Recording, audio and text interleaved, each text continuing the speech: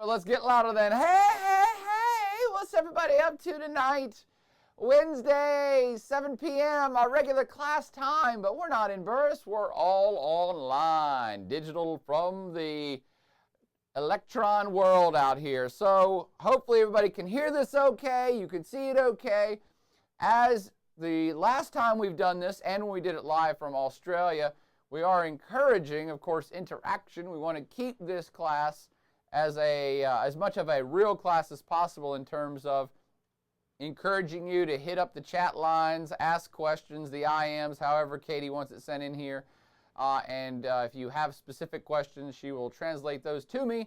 So we have a sense of a real conversation, a real classroom going on. Now, having said that, let's just go ahead and get to the damn class.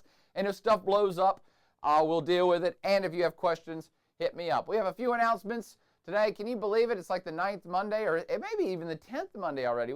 Not even Monday. Dude, this is from last semester. It's a Wednesday. So it's like the 9th or 10th Wednesday of the semester, which means we only have 4 or 5 Wednesdays left.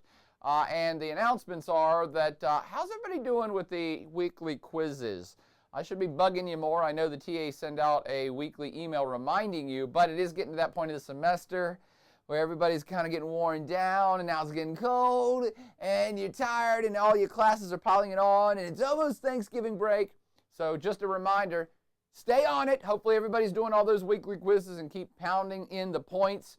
Hopefully you've done all the movies that you need to do. If not, there's still a bunch of movies coming up. Well, maybe not a bunch, but enough more movies are coming up. So stay on it. Don't slack. We do have another quiz next week that flies right into Thanksgiving break, so stay on the quizzes and everything else you need to do. Next week, we actually have, back in our regular classroom in Burris Auditorium, we're going to have a little special something for you from those Invisible Children peeps, and I don't know if this is supposed to be a surprise or not, so I won't let out too much on this little secret, but there's going to be some guests up in our Hizzle next Wednesday. So spread the word. Of course, for you folks that are going to do it online no matter what, you're going to be online. That's cool. But I'm encouraging you all to bring friends to class and to pack in the classroom as much as possible. And if it's packed enough, I might get really generous with the entire class in terms of throwing you a few bones of points. Just saying, if we have a packed class next week and a lot of interactivity in the first 20 minutes or 30 minutes, whatever they're going to do, then it might just benefit you. Tonight's film that's going to start up at 9:30 over in McBride 100, I know you've already read the description of it, I hope, but let me reinforce. Last King of Scotland, it's a good flick, solid flick. Gets violent, has disturbing images kind of flick, just so you know. Are you getting ready to ask me a question? They're just requesting flash quizzes. Okay. And you want more flash quizzes? Answer yes. All right. I'll see if we can build a flash quiz or two, maybe on some material.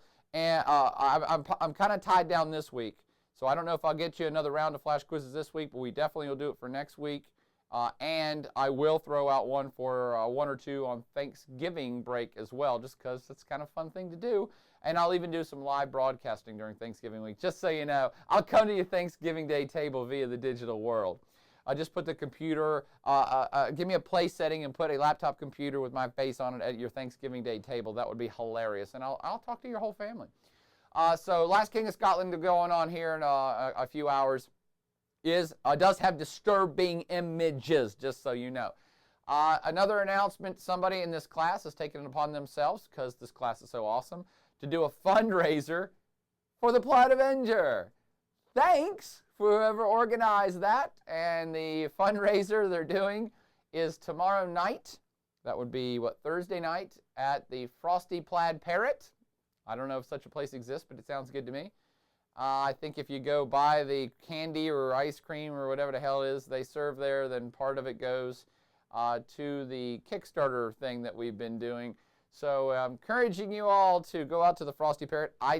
I ain't touching no money. None of it's going in my pocket. Just so you know, this is a fundraiser that some students are doing on my behalf. So muchos gracias to them and to all of you that go out to the Frosty Parrot and get whatever iced bird they have there, whatever the hell the Frosty Parrot is. And I will try to stop by as well. In fact, of course I will. These people are going out of their way to do something for me, so I'll have to stop by. And finally, just actually tie up with the very first announcement. How's everybody doing for points? Are you at the 700, 800 threshold about now? If not, you might need to start re-examining that contract that you did at the very beginning of the semester and start figuring out where you went wrong, because if you don't have about 500 or 600 even by this point, now you're starting to be in worry mode. Not panic mode, but worry mode. You need to pick up the pace just a little bit. There are still plenty of point opportunities. We still have a final exam, a world leaders exam, several movies, maybe 5 or 6 movies, maybe another special event, maybe some more flash quizzes, your weekly quizzes, your forums, your Twitter assignments. There's still a lot of points to go, but be diligent. Go ahead and do an assessment now or next week or during Thanksgiving break. Make sure you're in the zone, because time is starting to slip by very quickly. Having said that, what's going on in the news? Anybody got any news stories of note? If you have any that you're going to throw into the chat room, I'll be more than glad to field them. And while I'm waiting for any of those to come in, let me tell you a couple that I will throw out that probably will be on a flash quiz or the final exam. Huge earthquake just hit off the coast of Guatemala, I believe. 7.5, 6, 7, 7.9. That's a solid, big earthquake. Felt as far away as Mexico City. And this is not terribly huge news. I don't like to report on disasters that often. Of course, there was a huge disaster week last week with the hurricane that slammed into the United States. But it is also hurricane season that affects the Caribbean and Central America, Guatemala, Nicaragua, Costa Rica, all these places.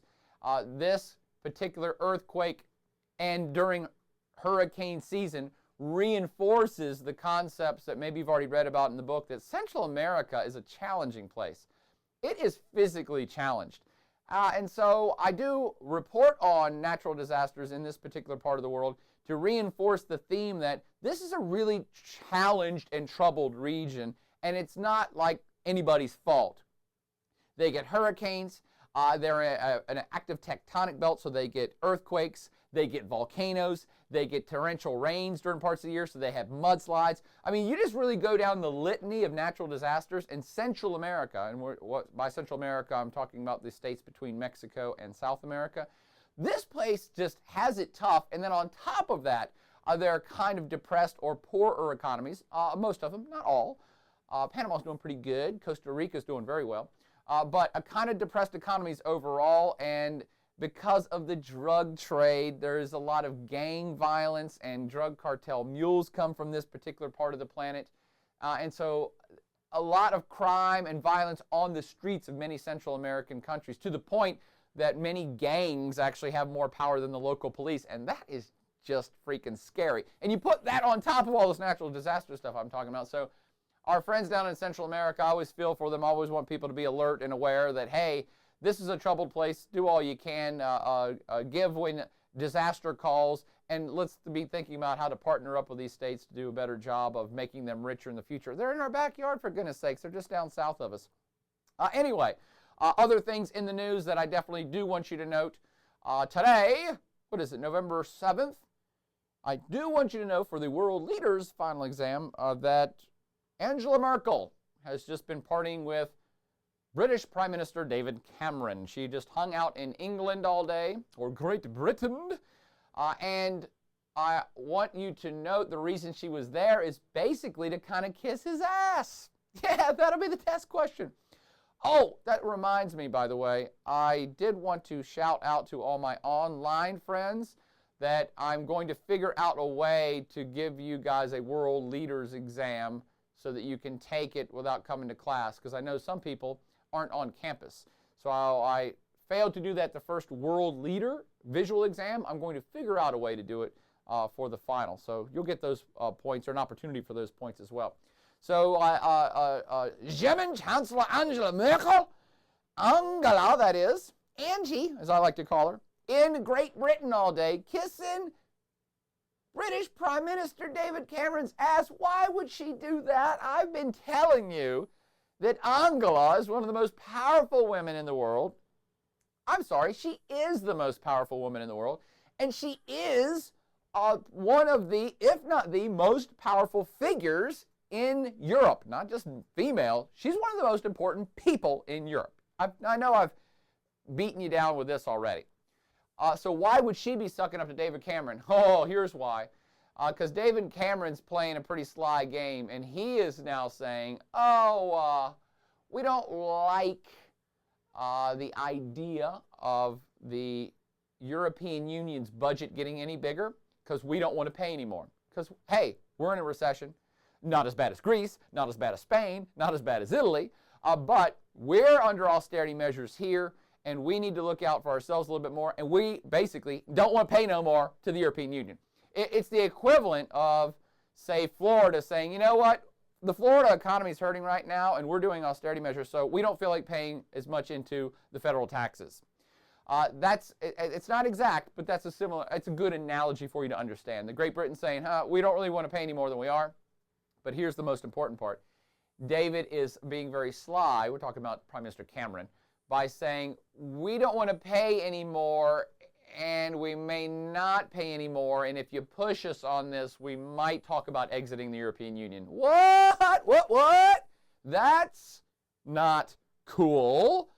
And so Angela had to go to Great Britain today and basically suck up a little bit and say, dudes, come on. You're part of the trifecta of power in Europe. And if I have not told you this already, the trifecta of power, the EU3, is Germany, France, and the United Kingdom. So, you know, is anybody going to lose a lot of sleep if Greece leaves the European Union? Well, people ain't going to be happy about it, but it's not going to be the end of the world. Is it going to be bad if Portugal leaves the European Union again? No, it wouldn't make us happy. It'll cause instability, but not the end of the world. The UK leaving? Okay, now we've got major issues, and that's why Angela had to go head this off. Now, whether she did or not, I don't know. But that is the story coming out of Great Britain right now. I have actually brought this up, perhaps this semester, but definitely last semester, that the Great Britons have been very crafty about playing this angle. And they have, just in the last year, talked about holding a national referendum about leaving the European Union. So this isn't even new. And quite frankly, it's not really an idle threat, because they have said, I think it was just 8 months ago, they've said, yes, some Tories, that's conservatives, some conservatives in Great Britain have been pushing. We want a national referendum, take it to the people to vote us to get the hell out of the European Union. So not an idle threat, has been talked about. And when it's come up in the past, David Cameron, for his part, has said, no, come on, everybody chill out. We're not trying to collapse the whole house of cards here in Europe, because that's not going to be good for anybody. And that's true. So the fact that David Cameron is now bringing this back up, and he's now kind of covertly threatening that if we don't get our way and the budget stays the same, then David Cameron, might talk about pulling out of the EU, and we might hold that national referendum. I don't think he's going to do it, but we're seeing some grand European politics being played right now, so I want you to be aware of those two players and what's going on. I'm sure Angie did some hard hand-wringing behind closed doors going, dudes, what are you, come on. Don't be threatening Germany. You really want to do this? You want to do this? You want to threaten us? Because look what happened the last time anybody threatened Germany. That'd be World War I and World War II. All right, anything else big in the news? Oh, yeah, something about an election. Barack Obama will be the U.S. president for another 4 years. Enough said. Hopefully you've gotten enough news about that. One of the things I tweeted out earlier today that perhaps might be a decent exam question is that world consensus really was supporting him going for another 4 years. Meaning it was about 50-50 split in our country of people who wanted him or wanted, Mitt Romney. If you ever take a world opinion poll of, hey, if the world could vote in the U.S. election, who would the world vote for? And overwhelmingly, it was Barack Obama. That was the case 4 years ago. It's the case again. So most countries feeling a little bit more at ease that now that the U.S. election is over. Most Europeans were happy to see Obama for another 4 years. The Ruskies, of course, are very prepared to work with Barack Obama now. Not so much prepared to work with Mitt Romney, who had already threatened to put Russia as #1 on his most biggest enemy of the U.S. list for whatever reason. China, who strives for, what do they strive for? What did I tell you last week that China strives for? Stability. China's striving for stability, very much in favor of status quo, keep Obama in there for another 4 years, because Romney had also kind of hinted that he would be much more aggressive towards trade policy with China. So really, if you kind of go down the litany, China, Korea, Japan, Australia, the whole Pacific Rim, most of Latin America, I'm assuming most of Africa, most of Europe, very happy to see another 4 years of Barack Obama, even though maybe half of our country is very unhappy about that. And I'm sorry for those of you that are unhappy. I'm not here to talk domestic politics. You know I really don't do that. But the U.S. election is important for the world, and it's important for world regions. Quite frankly, the U.S. still is a huge superpower. It still does affect world events, and so it's good to know, at least talk about briefly, the impact that the U.S. election has on the rest of the planet. Most parts of the planet are feeling much more chill about it right now, about what's happening in the U.S. and the role of the U.S. in the future for the next 4 years. The only folks that aren't happy are actually U.S. business people who think it's going to be the end of the world, and stock markets kind of didn't crash today, but tumbled a bit under news that they weren't going to have their pro-business guy in for 4 years. Okay, any questions or comments about that? Those were the in the news topics that I wanted to bring up. If anything else occurs to me, I'll throw it out. But let me get back to lecture. We're going to get to Russia today. I promise you we're going to get to Russia today. But we do want to wrap up. I kind of went over time, as usual, last week talking about China, China rich. See, I can say China, China, China, China, China, China, because there's nobody that can yell at me, rich. But you can do it at home. Hopefully you're in your dorm room, and every time I say China, scream rich as loudly as you can to scare the hell out of everybody around you. So I got fired up about China, lectured for a whole 2 hours, and was just kind of wrapping it up and had to go and hurry up offense to get it wrapped up. By the way, anybody see that Pittsburgh Steelers game? I'm not much of a football fan, quite frankly, but that was a good hurry up offense, that Pitt game on Sunday. Anyway, we ended up on this slide, and I kind of went through them really quickly. So just to reiterate, for those that weren't here last week, even if you were, to reestablish some facts that I want you to think about when we think about East Asia, particularly China. It is gigantic, huge place, a lot of resources, big military, growing military, and that's where we got off on a tangent talking about the military. I do want you to understand that China is now coming into its own in terms of political power in the world. It's just now starting to assume that role of a political player on the world stage. But it has a very savvy-ass foreign policy, and that is, no surprises, I would think, from our sovereignty lecture, that China has a really hands-off approach to most issues going on in the world.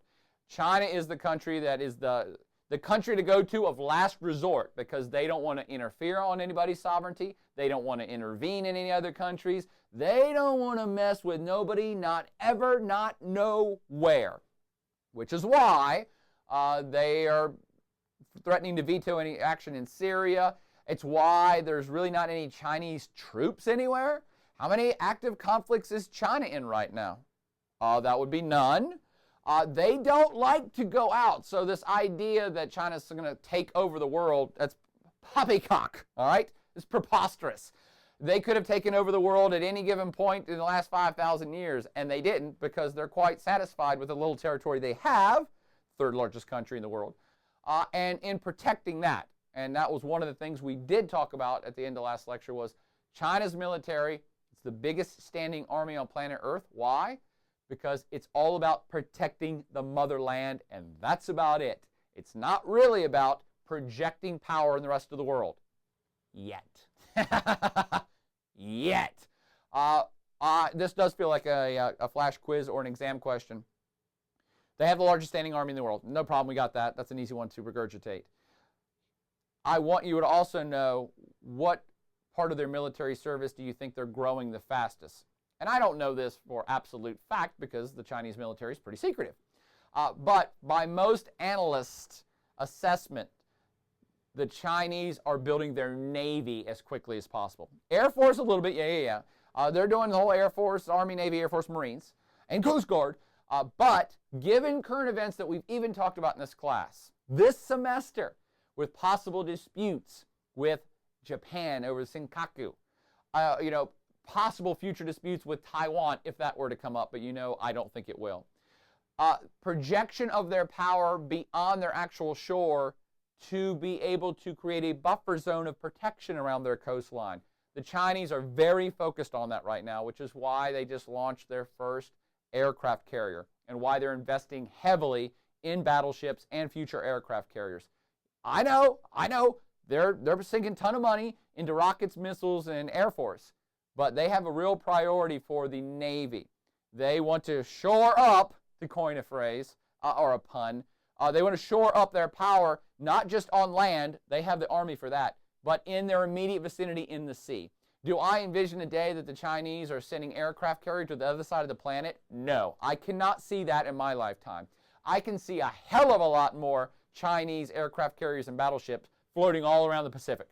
And I mean all around the Pacific. One of the things I did not talk about very much, and go ahead and write this down now, is the South China Sea Spratly Isle dispute. All of the last year, we've been talking about this dispute between China and Japan over Senkaku. That's actually mostly been a back burner issue until recently. Mostly it's been this little group of rocks called the Spratly Isles, which is down in the South China Sea, pretty far south of China actually, between Vietnam and the Philippines and Indonesia. And China claims that entire area, all of it. They say, nope, it's ours. In fact, maybe I have brought this up in class, but let me reiterate it. They say it's entirely ours, and they are willing to fight over it. Well, how do you fight to protect a body of water with rocks in the middle of it? That's a Navy. So they're going to project their power into their immediate ocean vicinity. Navy, Navy, Navy. Watch for that. I'm not going to reiterate I'm not going to read through all these slides. But China's political role in the world, of course, is increasing. They're a permanent Security Council member. They do have veto power. They're now a part of every major trade organization, including ASEAN, which I believe you've been quizzed on already, is a powerhouse trade bloc of Southeast Asia that's starting to turn into something more like an EU of Asia.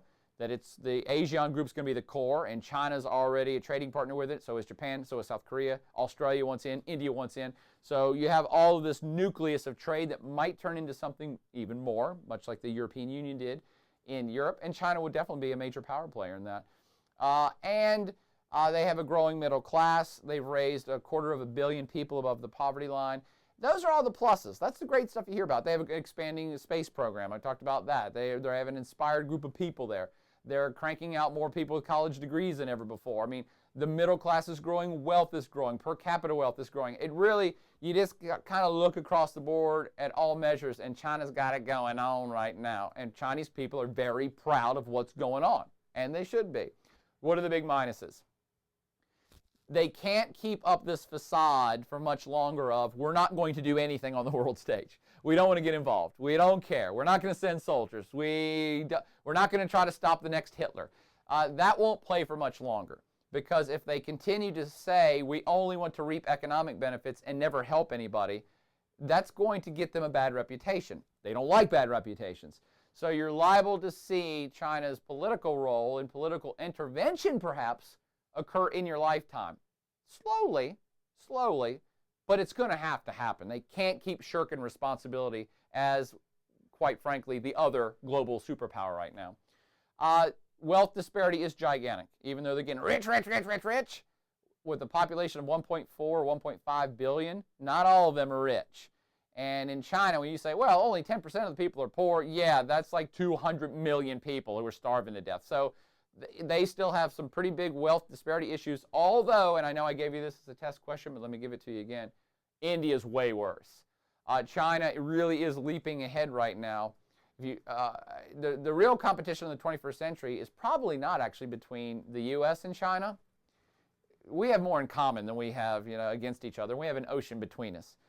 The real competition in the 21st century is China and India, two next-door neighbors who have a long history of not being, having large amounts of animosity towards each other, but they're rivals. They're rival powers. They're growing rival powers, and they're next-door neighbors. That's not the same situation that China and the U.S. have. So as India rises, as China rises, you're going to see some friction perhaps between those two as well, a rivalry, a good friendly rivalry that could turn unfriendly. And China is winning right now. Sorry to my Indian friends, but I think they know it too. China has been leaping ahead. India has been ramping up its engine, but nowhere near the neighborhood that China is at for wealth and for bringing people above the poverty line. But there still is a lot of wealth disparity in China. And there are some folks getting left behind, particularly in the rural areas. There's a massive rural-urban split. So we have a rural-urban split in our country too. In fact, you saw it demonstrated by the red versus blue political map all last night during the election. Really, rural areas now belong to the Republicans, and most urban areas are dominated by the Democrats. You have that situation in China too. But the rural-urban divide is not just political. It really is wealth-driven. So it's like the poor people are out in the sticks, and the rich people are all in the cities. And this causes mass migration where people are like, I want to go to the city. So you have millions of people trying to get to the city. That's going to cause a lot of issues. It already is. Along with environmental destruction, which leads into health issues, poor water quality, poor air quality. In China's drive to become developed and rich in a world power, they have kind of ignored. Pop my collar down. How did my collar get up? You guys let me go that long with a pop collar. I'm not at a country club, all right? In China's drive to jump forward, they really have put environmental issues and environmental standards and even product standards and all that stuff. That's all been back burner. That stuff now has to come front burner, and it's going to be a lot of work. What's the sense of everybody being rich if you can't breathe your own air? And more Chinese people are starting to ask these questions, which leads to the last big minus is this is a population, the hugest population on planet Earth, that is getting richer. And typically what happens with people getting richer is they start to demand more of their government. So is a political revolution imminent? I don't know that it's imminent, but the Chinese government has to step up and maybe start distributing more political power, being more responsive to their citizens. I think they're trying, by the way. I think the communists, we can say, they're communists, so they're evil, because we have this Cold War bullshit mentality still. But the Chinese Communist Party is pretty responsive. They would like to stay in power. What politician doesn't? So to stay in power, they're going to have to figure out how to change their system for 1.5 billion people, and that is not a damn easy thing, but I think they're trying. By the way, if you think I'm being too harsh saying that we have this crazy-ass, commies are bad, bullshit Cold War mentality that's outdated, does anybody know what movie's getting ready to come out? Red Dawn. Red Dawn's coming out. And what's that? Communist Chinese invading the United States. Oh my God, it's so hilarious. Maybe the Russians were going to invade the United States way back in the day, but the Chinese, no, that's hilarious. But, ooh, commies! Commies bad. They're good villains, them and aliens. So, big pluses, big minuses going on in China. And I've already spent too much time on this because we got to get to Russia. So I'm just going to show you some stories. There is a price to be paid for China's growth, says one story, with challenges to its environment and feeding a fifth of the world's population on 7% of arable land. You know what? That feels like a nice, good flash quiz question as well. They have the biggest population on planet Earth, and China actually does not have tremendous amounts of arable land. They import a lot of food. They create a lot of food, but they import a lot of food because they have a lot of mouths to feed. There's this China's middle class revolution story that you can read, China's wealth gap. I've already referred to all these things. But also a kind of, not so much a ticking time bomb. That always sounds so scary. But definitely an exam question. Go ahead and jot it down. The Chinese leadership is very concerned because, great, they're getting rich. That's awesome. And the other thing that happens to rich people is they eat better. and they have health care, and they stay alive longer. And that's all awesome, too. You want that for your people. But with 1.5 billion people, China's government now has to be thinking ahead of, holy shit, we're going to have to be planning for health care for hundreds of millions of people who are going to stay alive a lot longer. And that's a huge, huge challenge for them. And this graph is showing you China's 60-plus population. Again, those are people that are usually retired. So right now they have 167 million people of retirement age. In 10 years, they're going to have basically double that. And in 30 years after that, they're going to have 500 million people who are retired. Who the hell pays for that? I mean, this is some long-term financial planning that has to start right now, and it ain't easy, and they know it. So big challenge. But I want to end with the China talk with, there is an Asian epicenter shift underway. For the last 500 years, I'll step it back. For the last 100 years, we've lived in an American-dominated world. For the last 500 years, the epicenter of everything was kind of in Europe, maybe in the last 800. Europe kind of took over the world, had an industrial revolution, and they were the center of activity and innovation and the economy and travel and literature and everything else.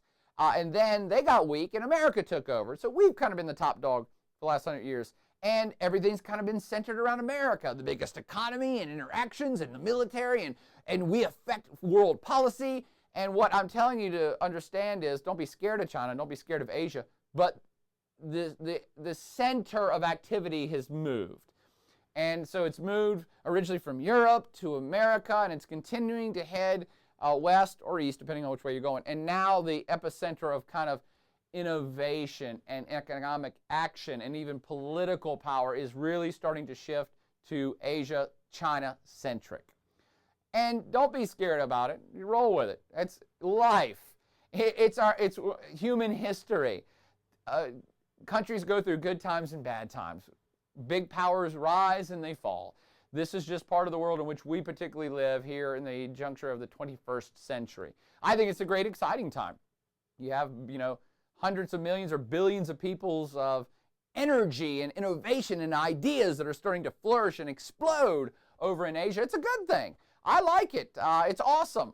Everybody should travel to China. Everybody should travel to Asia, period. And speaking of Asia, I did forget to mention a couple of other major issues in the East Asia region, and those two issues are North Korea and South Korea.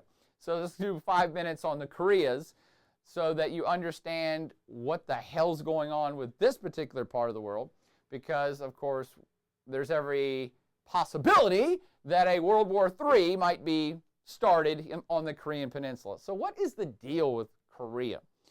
First off, thing to jot down, there's no difference between North Korean people and South Korean people.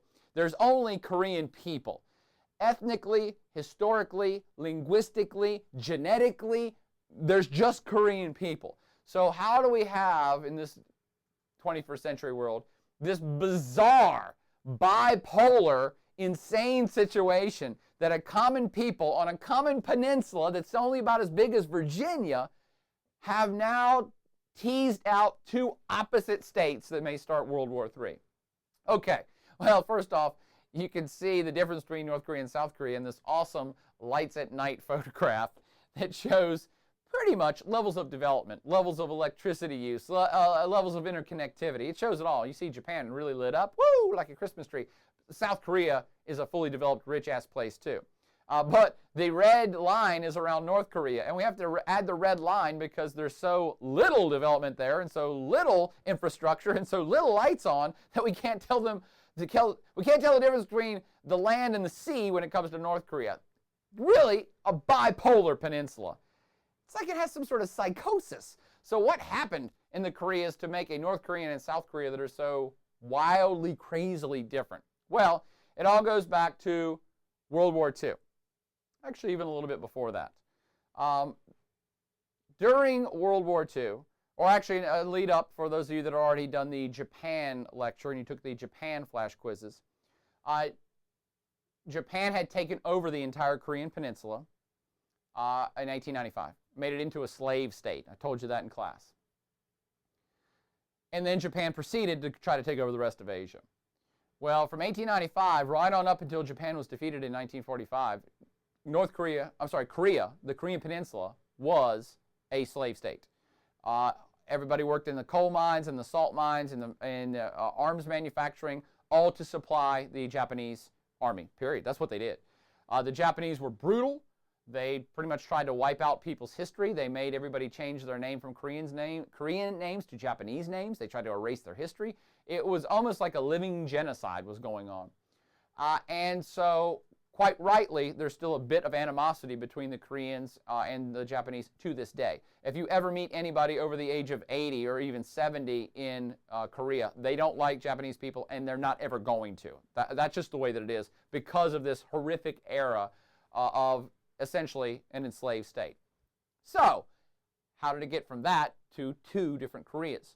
Well, as Japan and their allies, Germany, were fighting World War II, which, by the way, I've never quite figured out. How did that happen? How was it that a bunch of Asians in Japan decided to side up with some white supremacists in Germany? How is that relationship ever going to end up well? I mean, Germany was like, white power, kill everybody who's not us. And the Japanese said, well, that sounds like a good plan. We'll be partners with you. I mean, anyway, that's a side note of history. So Japan was part of the bad guy team with Nazi Germany during World War II and had already taken over Korea and had already taken over mainland China. The story has already been told in the last couple classes. And they had declared war on the United States when they attacked Pearl Harbor. So the United States was pretty much the sole power that was fighting the Pacific War against Japan. Yeah, we had some allies help. I'm sure the Australians and some other folks helped out. But it was mostly an American endeavor. The Europeans were fighting the Nazis. The Americans were fighting Nazis in Europe, but also fighting the Japanese in the Pacific. So as the war was grinding down to its eventual end, the United States knew they were getting ready to drop the atomic bombs. We all knew Japan was getting ready to surrender. And just before the end of World War II, when it was evident that Japan was done, stick a fork in them, they're done, the Soviets decided to come help out to fight the Japanese. They had not up to that point. They were busy fighting Nazis over in Europe as well. But the Nazis were already wiped out by this point, right by the end of the war in 1945. And so, literally, days or weeks before Japan surrendered, the Russians came in and said, we're going to help liberate the Korean Peninsula. The United States, for its part, but right before the Japanese surrender, had already invaded South Korea and was taking out Japanese soldiers, pacifying the countryside, demilitarizing the place. And when Russia said, well, we're going to jump in the game too, America was like, no, dudes, no, we got this. No, you guys just sit on your hands. And the Ruskies were like, oh, hell no. So the Soviets jumped in, and they came in from the north, beating up Japanese soldiers. The U.S. was already in the south, beating up Japanese soldiers and liberating the Korean Peninsula. And lo and behold, then Japan surrendered, and that was that.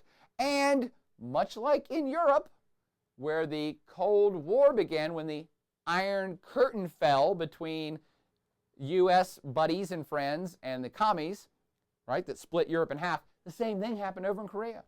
So the Soviets came in from the north. We came in from the south. Where we met was about halfway through, halfway across the peninsula. And yay, Japan surrendered and everything's cool. Well, not really. Because we, of course, were pumping in money and guns from the south to our new allies, the Koreans, saying, hey, we want you to be a democratic capitalist country like us. And the Soviets were doing the same thing from the north, saying, hey, we're going to pump in money and guns so you become communist like us. And by the way, China had at this point become communist by 1945, 46, 47, 48. Oh, that's right. China declares that it's a communist state in 1949. So China's communist, Russia's communist, and the United States is like, holy crap, we got to make sure that we keep our democratic friends here in Korea. So that's where you had this uneasy kind of peace for 5 years while everybody was funneling money and guns into both sides.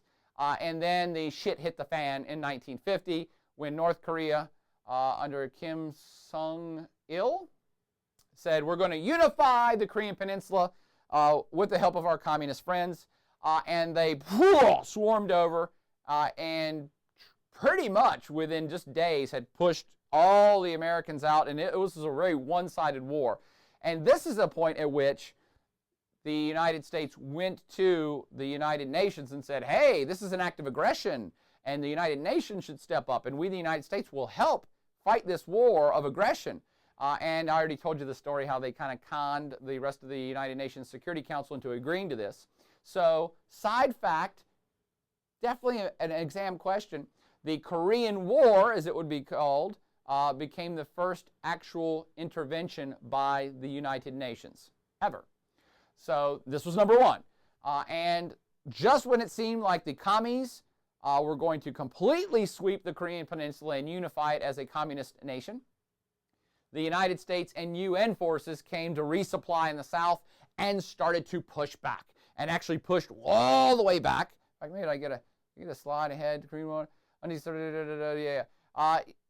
Under MacArthur, General MacArthur, they pushed the commies all the way back north, and in fact were right on the border between North Korea, what's now North Korea, and China. And MacArthur, General MacArthur, who was in charge, he basically said at that point, we should go ahead and nuke China. And everybody's like, whoa, what the hell are you talking about? And he said, do we want this area to be an ally of ours? China's just going to funnel in money and guns in this place, and communist Russia. And we're all scared the communists are going to take over the world, so we should make a stand here and go ahead and bomb China and get this over with. By the way, that's why he got fired. The U.S. president said, that's crazy, so no, we're not doing that, and you can now go home and retire. So this protracted war, the commies swept in from the north and pretty much killed everybody in the south. Not killed everybody, but was winning. Then the U.S., with UN help, came in from the south and pushed everybody back to the north. And then, in 1951, I believe, the Chinese entered the fray. And the Chinese sent 1 million screaming Chinese army dudes with soldiers across the hills. And that tipped the balance back again. So what you had at the end of this protracted 3-year war was that it went this way, then it went that way, then the Chinese came back in and went back this way, and it ended exactly where it had started. At that line of separation, the 53rd parallel, that produced hundreds of thousands of casualties in a 3-year war where nobody did anything, no ground was lost or gained, and then we set in for a now 60-year, going on 70-year protracted campaign of those guys up there and these guys down here who don't like each other, and the country's divided even though the people themselves are the same group of people. Does that make sense? So, how to finish the Korean story?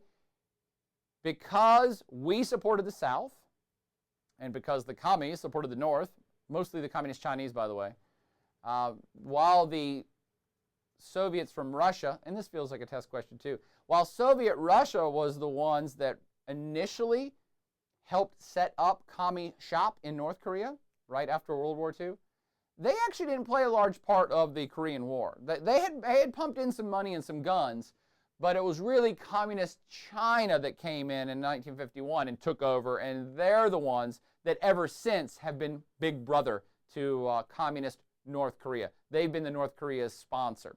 The United States has been the South Korean sponsor. Well, that feels like a nice, easy test question too. China is the sponsor of the North, U.S. sponsor of the South. And look what a world of difference that's made since 1953. South Korea became part of Team West. Anywhere from 30 to 50,000 U.S. soldiers have been stationed there permanently ever since.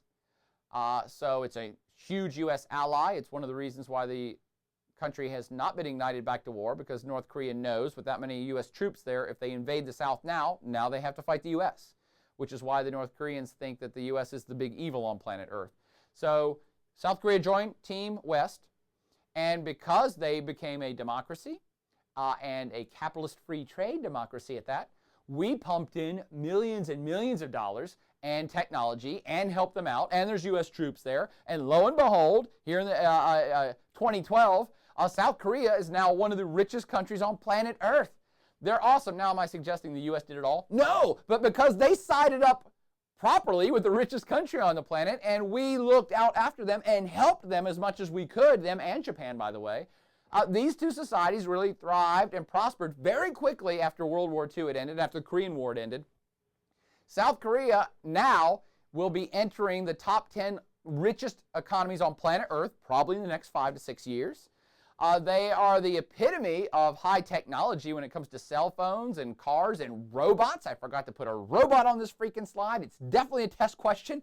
The South Koreans have promised to have a robot in every household by 2020. That was the central government said that.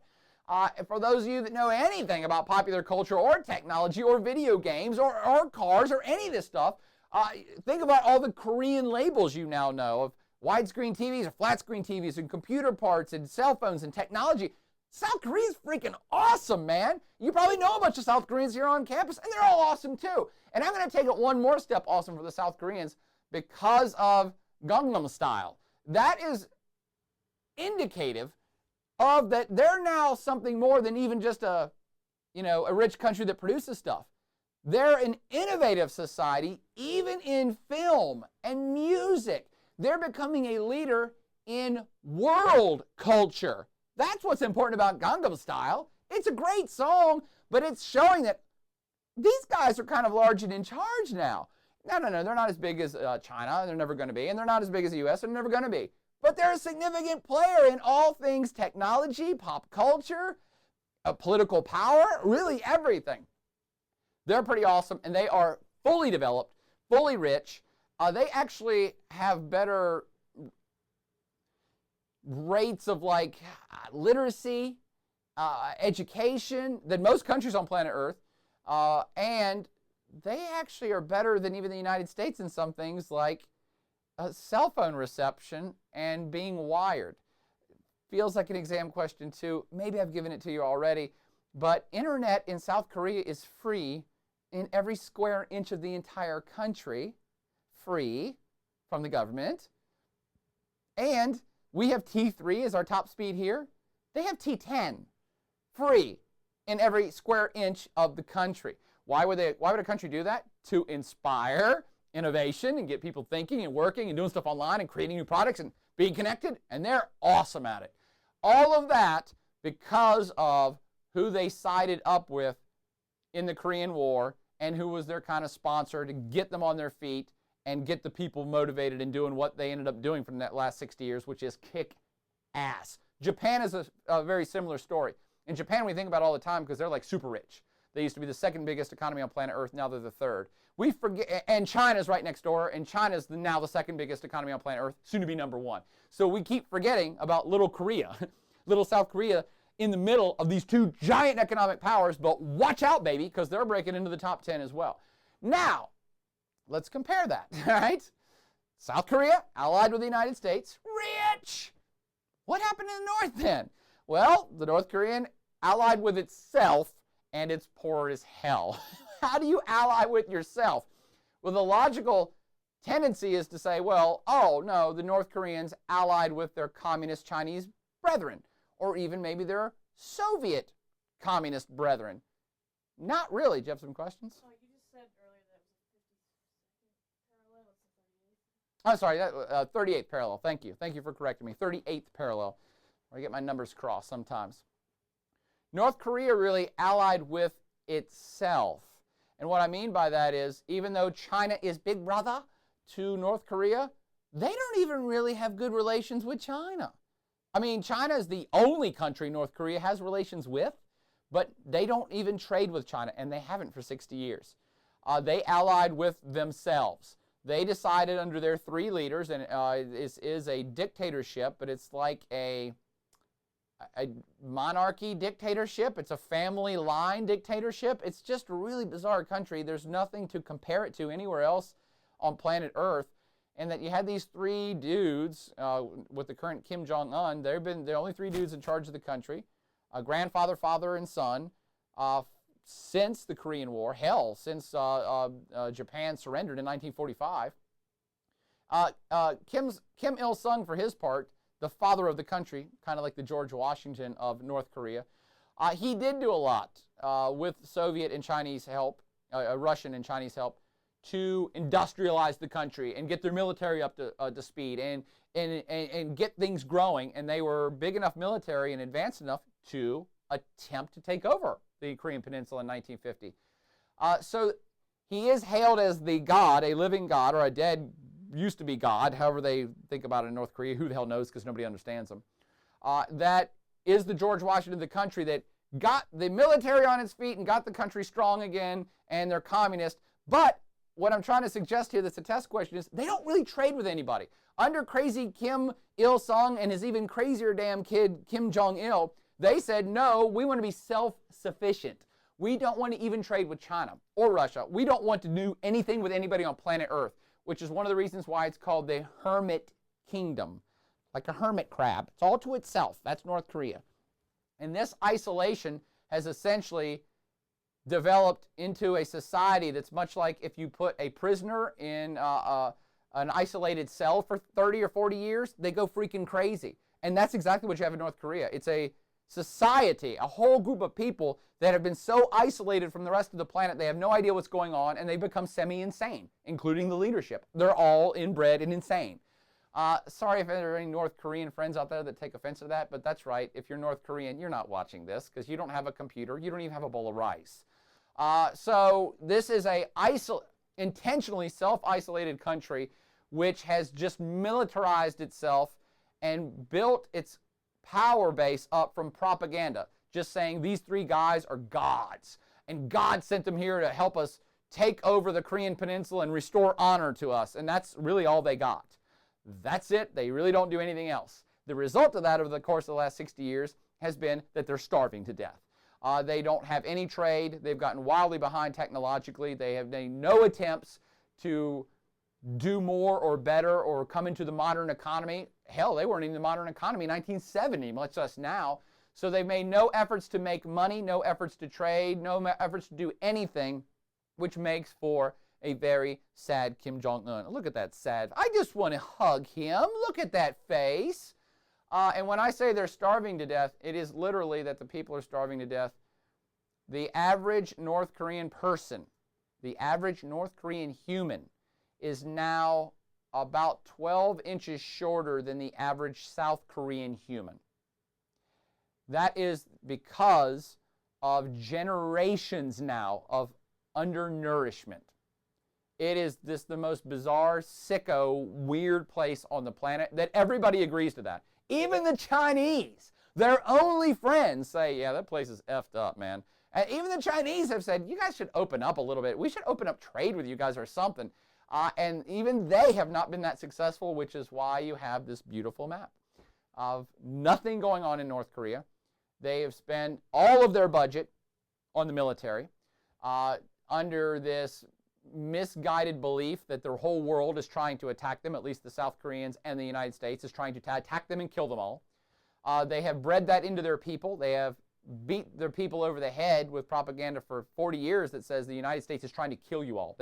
They might be coming to kill you and your kids tomorrow. Now, for those of us on the outside, we're like, who the hell would believe that? That's the dumbest damn thing ever.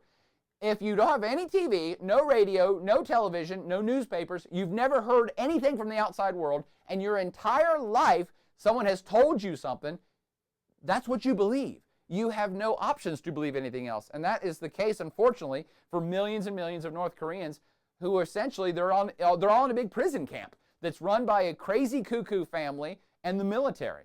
And all their budget goes to the military. They do have like the 4th or 5th largest standing army on the planet. What the hell are these people protecting? They can't even feed themselves. So again, it's completely off balance, unbalanced, and potential for a blow up because they're so unhinged, which is why we worry about a nuclear armed North Korea or them trying to take over the South Koreans again in some last bid, desperate attempt to do something before the whole society implodes. And that is a real fear by a lot of us from the outside is this place we could wake up tomorrow and this whole thing just go to hell in a handbasket and just collapse in on itself. Or some crazy military guys decide to go ahead and launch an attack because there are some crazy North Koreans who say, let's do it. Let's do it. Just like MacArthur suggested, we should just go ahead and bomb China. There are North Korean generals who are like, what are we waiting for? What are we waiting for? We'd rather die in a blaze of glory than just sit around and do this. Let's nuke everybody. And you're like, holy shit, you people are crazy. That's why everybody deals with North Korea with kid gloves. We're just like, okay, Junior, just chill out there. Let's not be crazier than you already are. So they got no food. They got no electricity. They get hammered regularly by natural disasters, brutal winters.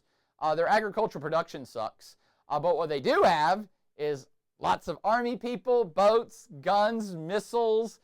They've been developing rockets as fast as possible for the last couple decades. They test these rockets as much as possible to show that they have this power. And people ask me, why do they do all this? Why are they trying to test rockets when they're starving to death? And the answer is, possible exam question, they have nothing else. They have no other bargaining chip. They have nothing else to bargain with.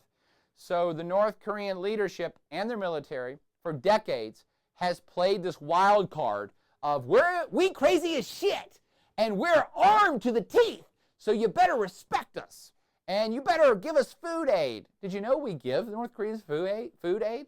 South Korea gives North Korea food aid. China gives North Korea food because the place is starving to death and they're militarized out the ass. It's so messed up. And so that's their bargaining chip, is we're crazy and we're trying to develop a nuclear weapon and we might use it, so you better pay attention to us. You better give us what we want or we'll be crazier. That's all they got.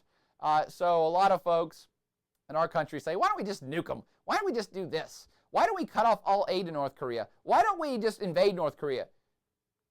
No, nobody, Republican or Democrat, is going to do any of that because this is a place that's so unstable and so explosive, you just kind of have to handle them with, I keep saying kid gloves. Just everybody's just like, okay, just don't be crazy. And let me throw out a couple more flash quiz questions to you as well. All of the surrounding countries and the United States actually work very hard to try to get North Korea to be less insane, especially about their nuclear programs and their rockets and missiles that they might strike Japan or South Korea with. And so we have this thing called the six-party talks that I want you to be aware of. And the six-party, anytime there's a six-party going on, that is North Korea, South Korea. Let's see, North Korea, South Korea. Who else is in the neighborhood? China, Russia, Japan, and the U.S. In fact, if you look at the cover of your textbook, definitely a test question. The cover of your textbook is showing you the six-party because it's the 6th edition of the damn textbook. I know, we're just that damn clever. So anytime you hear about the six-party talks, those are talks by those 6 countries in an effort to try to get North Korea to stop developing nuclear weapons, to come out and show the world what nuclear stuff they already have, in exchange usually for food aid or other humanitarian aid. Quite frankly, North Korea can't feed itself any other way besides international aid, even though they're supposed to be self-sufficient and they're a hermit kingdom. Again, there's nothing that makes sense about this place, so don't try. Even though North Korea says the U.S. is the devil and evil, they still take our money in food aid. The only economy I know of that happens in North Korea is they're really big on counterfeiting U.S. money and exporting any nuke technology and missiles and uranium they can to anybody for cash under the table. And they'll sell weapons to anybody as well. Because, hell, they got lots of that and nothing else. So that's why everybody in the world's like, how do we deal with this? Shouldn't we have a UN sanction? Shouldn't we do something? And China pretty much, because you know China has blocked any UN sanction or UN move against North Korea ever since the Korean War. So again, China's a big brother, but even China has trouble corralling them. And even China has trouble getting them to do anything sane. So what's been going on since Kim Jong-un took over is it looks like that they're kind of opening up or maybe liberalizing the economy just a bit. So China finally has talked North Korea into, hey, let China come in and start some factories in Pyongyang. Under control, we'll control it all so that nobody knows that you're embracing capitalism.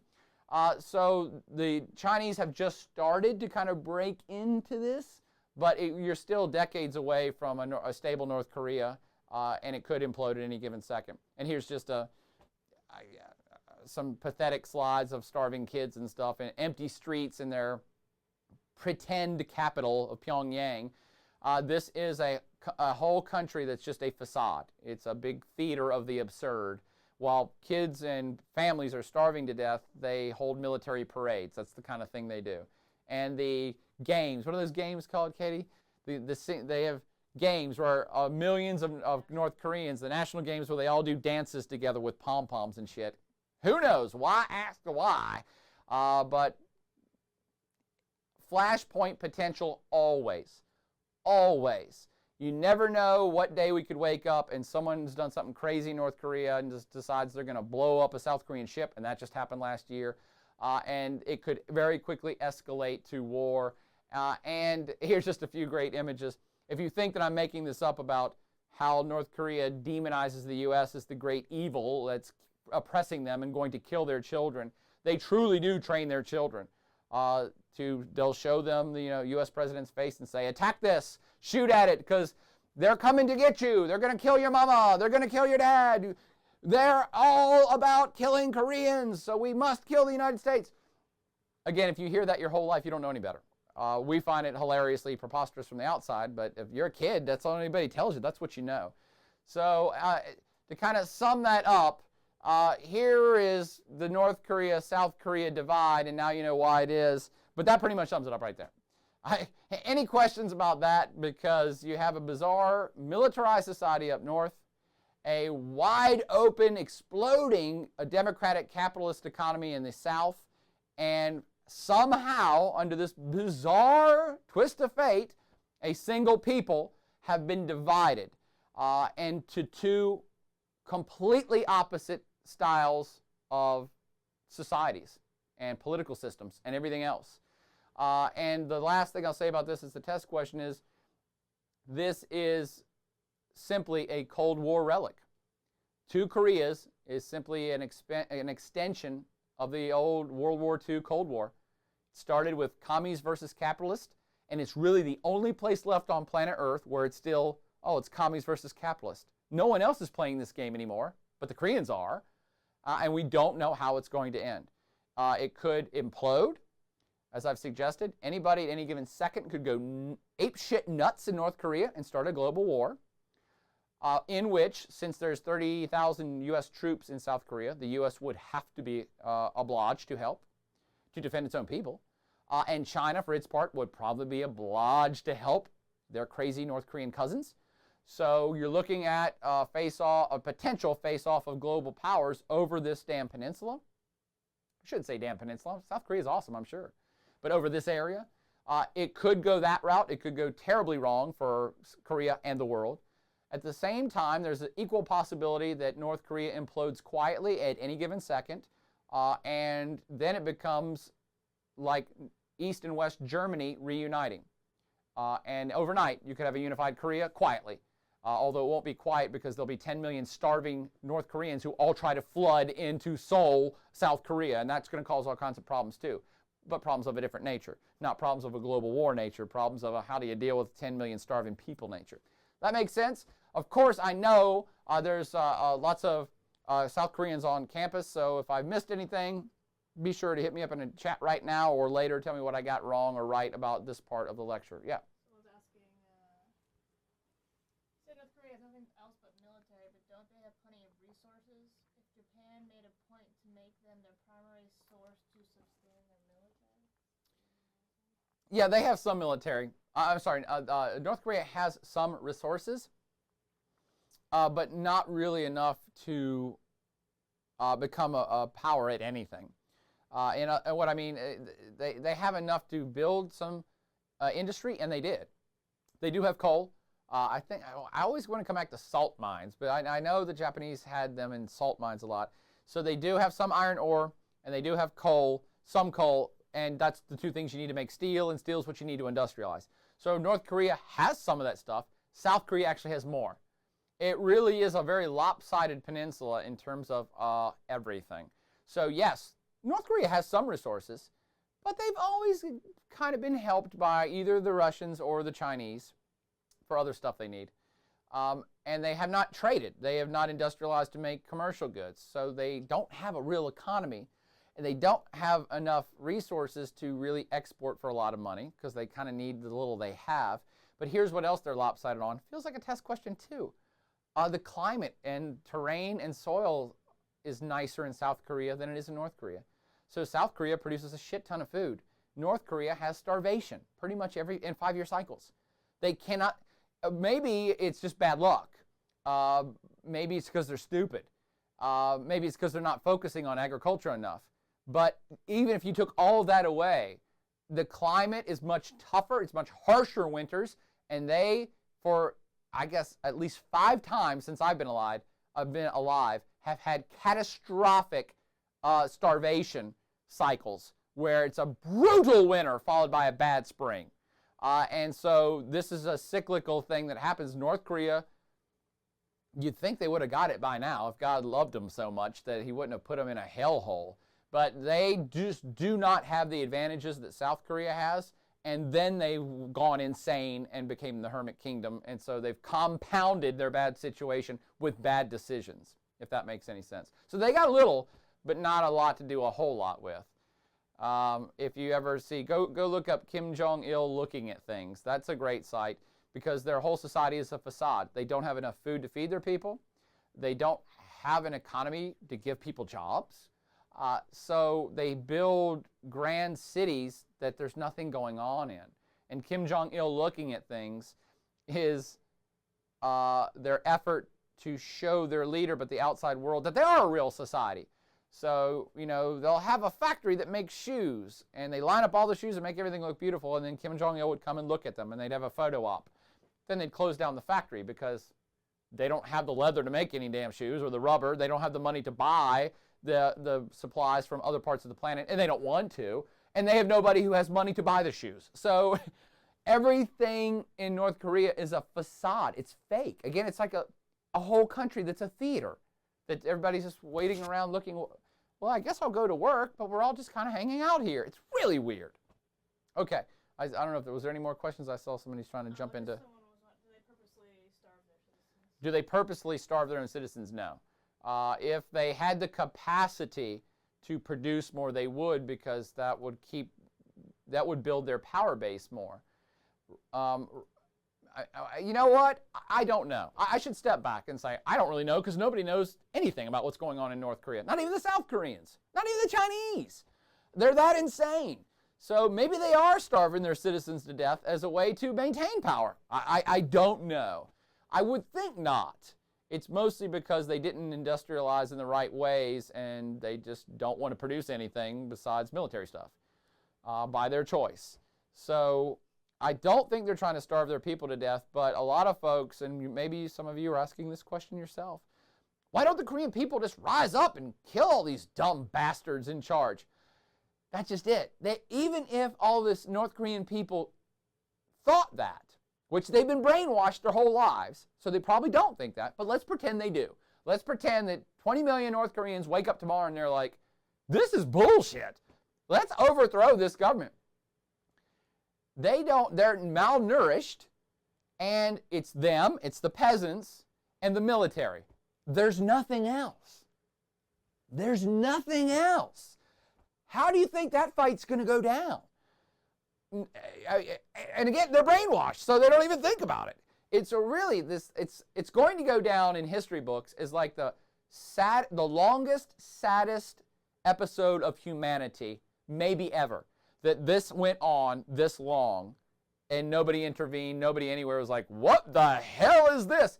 It's just a very bizarre relic of the Cold War that's been allowed to go on because we're afraid of the consequences of intervening in the affairs of the Koreans. Okay, sorry for that sad story. Let's get to Russia, because we're actually talking about Russia already. We talk about the Russians in terms of their involvement in the Korean division of the Korean Peninsula. Thanks again so much for somebody pointing out the 38th parallel. So we'll make that some sort of exam or flash quiz question too. The 38th parallel, that's where the Americans and the Soviets met after Japan lost World War II.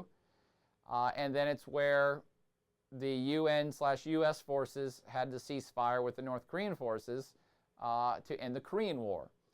And that is where the two countries are divided today. The Korean Peninsula is still divided today. But that's how the Ruskies got involved in there. But let's get to Russia now. The rebirth of the bear.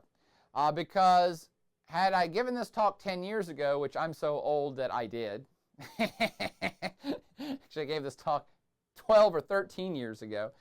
And 12 or 13 years ago when I started talking about Russia, I'm like, oh my God, this place sucks as bad as North Korea. Oh, they just lost the Cold War. Chumps.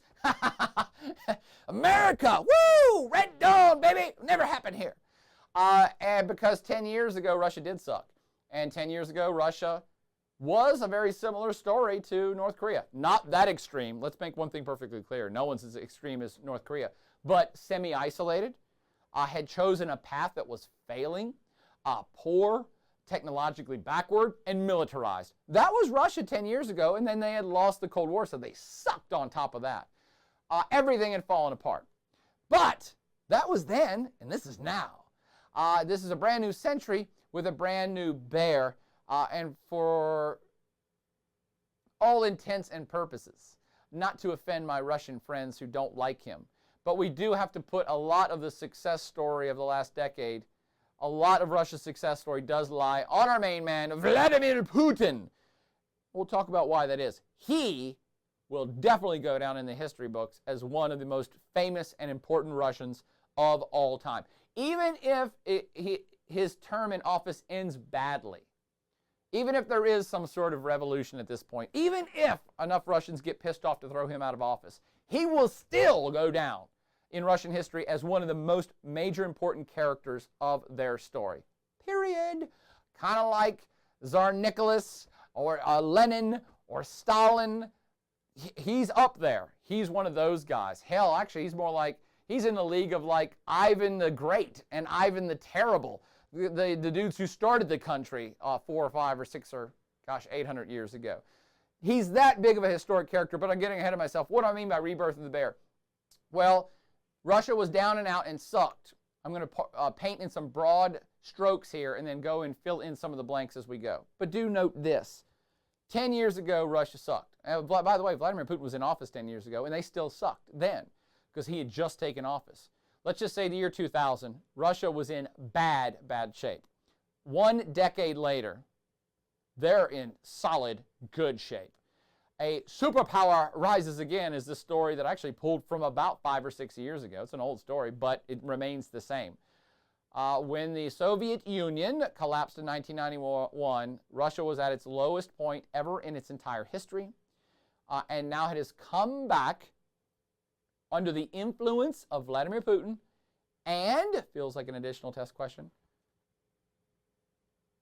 due to the shitloads of oil and natural gas that they've been selling for the last decade, put 2 and 2 together and come up with awesome.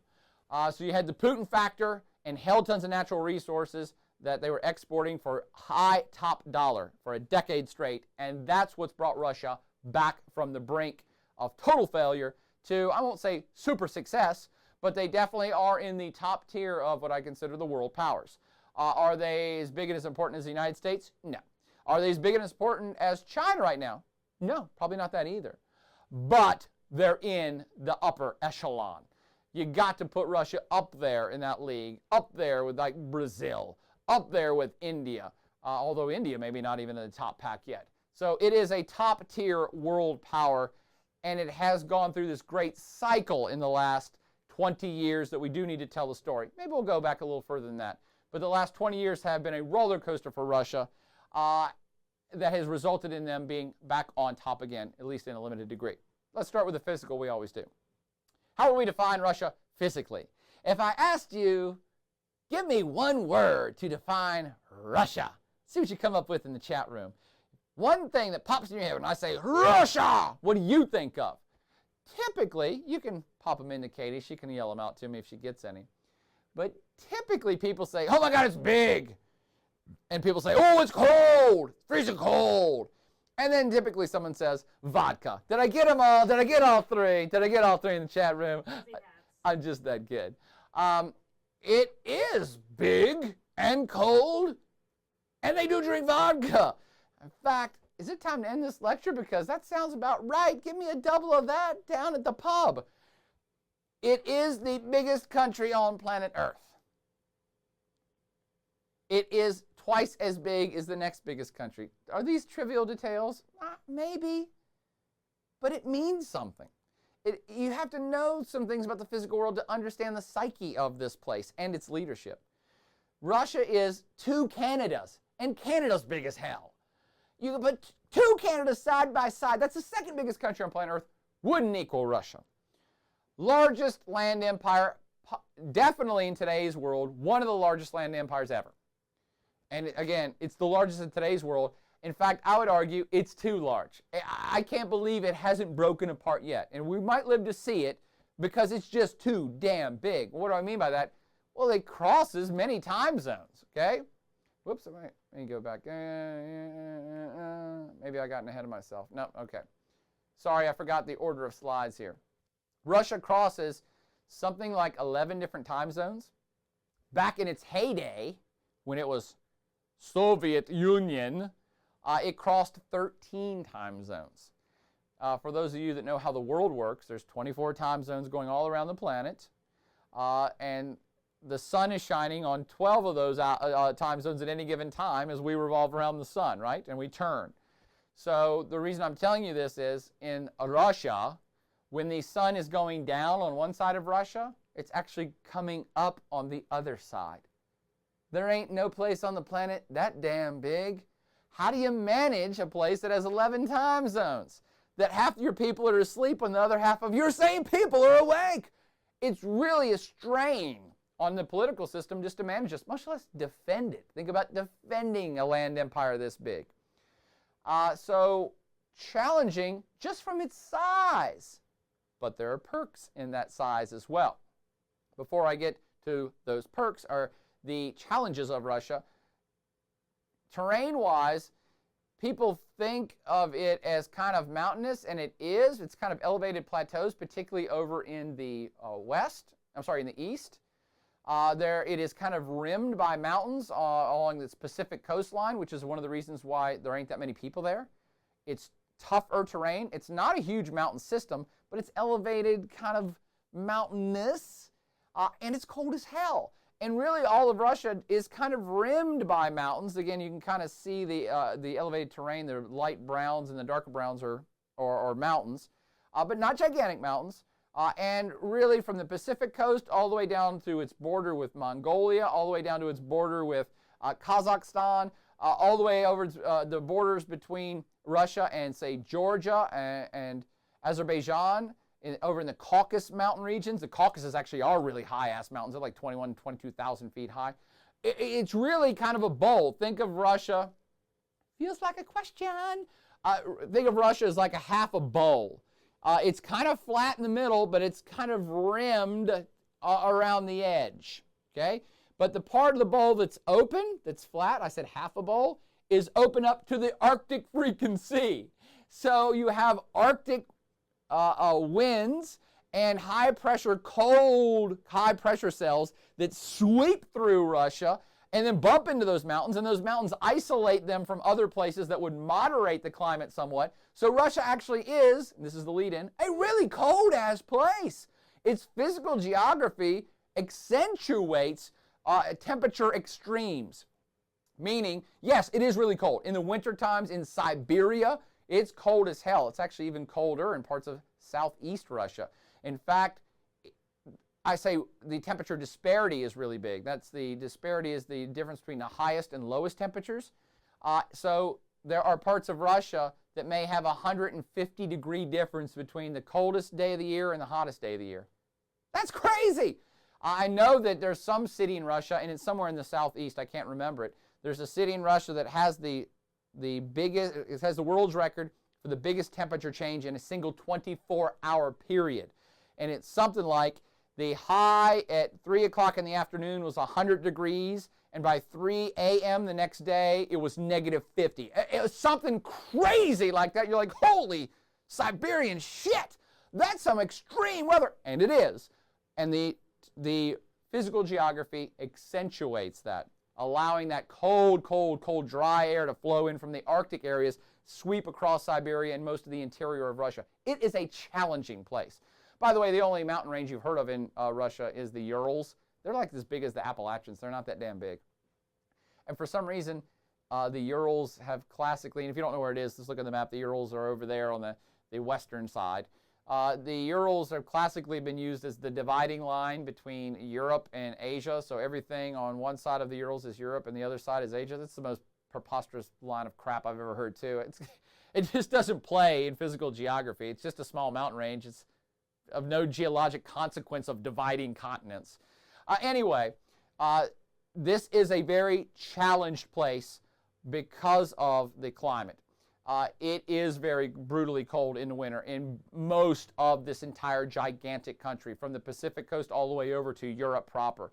Some of the coldest I've ever been in my life was in St. Petersburg.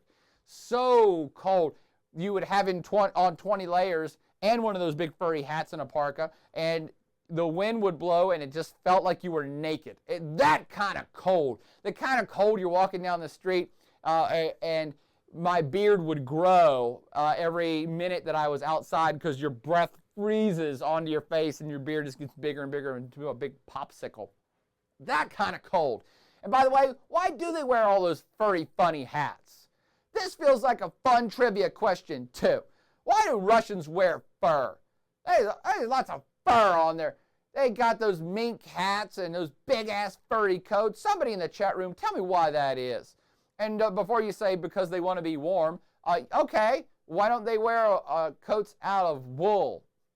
Why don't they wear coats out of anything else? Why fur? Why mink? Why is Russia known for its mink production? Anybody? Anybody got the answer yet? Well, let's see. Yeah, someone says wild animals. You're pretty close. What about those wild animals? It's wild animals in a cold-ass place. What do wild animals in a cold-ass place grow? Lots of thick freaking fur. So Russia, part of its culture is fur because you kill all those cool little critters and make hats and coats and pants out of them. Russia's one of those places that actually, there's an anti-fur movement of, oh, I would never put any, I'm going to go naked. Supermodels will go naked to show that they're against the killing of animals for fur. And the Russians like, ha ha ha ha, you go naked, you die. We don't care. We'll kill anything and wrap it around our asses. And they do have lots of furry, fuzzy animals because climatically it's a challenged place. And this is a climate map. We haven't talked about climate that much in this class. But really all of Russia is in just a couple of different climate type zones, including kind of the high Arctic and tundra up north to kind of what we call continental style climate and cool forest type climates that are, they do have seasons the further south you go, particularly over in the southwestern quadrant near Europe or part of Europe. They do have seasons, but the summers are shorter and they're cooler in general, and the winters are colder and harsher in general, and the springtime just has lots of bugs. So it's a very challenging place, and the reason I'm telling you this is think about what you think of Russian people. They're kind of hardened people. They're not folks you just go have an outsider goes in and has a great time with. And I don't want to offend my Russian friends because I know there's some Russian people in this class. I've been to Russia and I love Russia. But it's not a place that you just go party by yourself and think that you're going to walk into a bar and be greeted. Hey, there's a foreigner here. Nuh-uh. People are walking down the street with the big furs wrapped up, and it's pretty kind of a no-nonsense society. And it's because I think it's part of the Russian psyche. This is a challenging damn place to live. It does have brutal winters. It is cold most of the time. And what do you do to stay warm when you're cold as hell? Well, kill some animals and get their fur, build a big fire, and or drink hell tons of alcohol. Well, alcohol actually is a depressant, so it's truly actually making you colder, but it feels warmer. What kind of alcohol do Russians drink? Everybody knows vodka. Why don't they drink beer or wine? Part of the reason is climatic again. They don't grow grapes. It's too damn cold there. But also, they do grow lots of grain, particularly around Ukraine. So why don't they drink lots of beer? They've never been a big beer drinking society, although that's changing. Why would you drink liquor? How does liquor feel when it goes down your throat? How does liquor feel when you drink a bunch of it straight out of the bottle? It burns. It warms you up. It gets you invigorated. Yeah, it gets the blood flowing. Cold beer? That's for hot societies. That's for hot climates. I want a cold beer when I'm hot. When I'm cold, I want something to burn me up. And that's why they're prolific vodka drinkers. By the way, vodka is probably originally from Poland. Everybody thinks the Russians invented it. No, they just consume more of it than anybody else on the planet. Americans typically have the top titles for most alcohol consumption across the board. We drink the most tequila. I think we drink the most gin. But the Ruskies got everybody beat with vodka. That is their drink of choice. And they drink something like 21 liters per person per year. I don't know why I know that number. I didn't know the damn 38th parallel, but for some reason I know the average is like 21 liters, 21 handles of vodka, average per person in Russia. Now, keep this in mind. Average per person. Babies ain't drinking that much, although they put in their fair share of time. And old people ain't drinking that much, and women don't drink as much. So when you say average is 21, that means some people ain't drinking at all, and some people are drinking twice that. And this is a society where alcoholism is a very big concern. But now I've gotten a little bit away from climate and physical. But you see how all this stuff is kind of related. So climatically, it is a tough place. It is a big place. It is a cold place. It's a tough place. I do want to point out one other thing that has challenged Russia physically. Things you don't think about. It's a hard place to connect up. One, because it's big. So, you know, you're talking like 8,000 miles from one side to the next. How do you connect up a place like that? Just the sheer size boggles the mind. How much does it cost to run a railroad there, which they have one? How much does it cost to have telephone poles across this place? Luckily, there's cell phones now. But they had to build all this infrastructure back in the day. It's a hard place to connect just because of its size. That's one. Can anybody look at this map and tell me why else is it a hard place to connect, a hard place to move around in? And for while I wait for an answer, it's not because, oh, there's lots of snow, and it's not because they don't have roads. They build roads, although it's tough to build roads, but they have roads. But why else is this not a connected place? Say like the eastern side of the United States is connected, or like Europe is really connected. Even 1,000 years ago, Europe was really connected. What is it about Russia that's very hard to connect up the country? Has anybody made any guesses yet?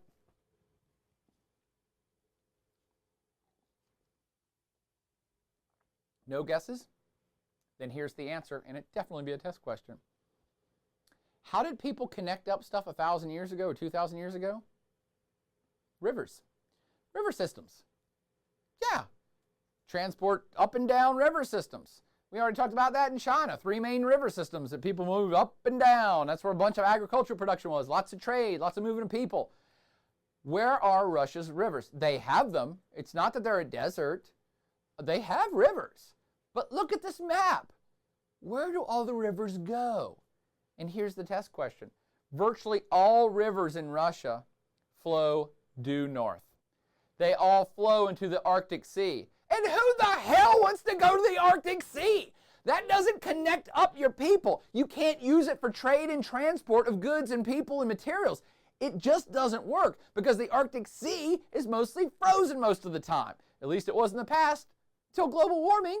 So Russia's physically challenged with size, physically challenged with climate, physically challenged even by its own navigable river systems. It has lots of rivers. They go nowhere, and they bring nobody together.